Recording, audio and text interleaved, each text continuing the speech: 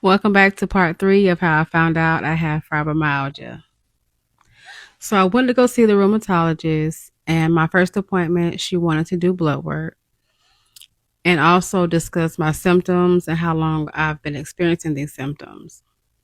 So with the blood work, she wanted to concentrate on the markers, meaning to see if I have inflammation within my body. Sure enough, I have inflammation in my body. We talked about ways to reduce inflammation within the body as well as medication. I also forgot to mention that before I started seeing her, I was having this pain also in my feet, which was easy for her to diagnose, and that ended up being peripheral neuropathy. And I mean, that pain is no joke. Like, it literally feels like you're walking on pins and needles. And I started experiencing it the first time was like at night going to the bathroom. I didn't know what was going on. We then moved to more testing, so I had to get an MRI done, and I do not like those machines. So that was not a good experience. But nothing came back on the MRI but a normal wear and tear of my spine. I also forgot to mention that before I started seeing her too, I had x-rays done. Nothing showed up on the x-rays either.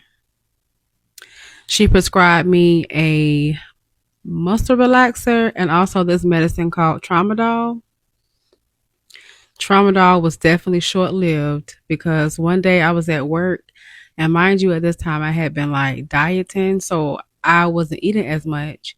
And I guess I didn't eat enough that day, and I went to go pay for my food and thought I was going to meet Jesus. I got real nauseous and I felt like I was literally going to faint. So I just stuck with the what is called the muscle relaxer for a little while until she wanted to introduce me to another medicine called gabapentin.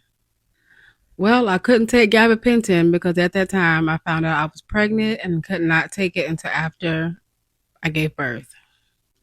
But then I ended up having a miscarriage 2 weeks later. Oh, I meant to tell you to come back for part 4. That's that fibro brain.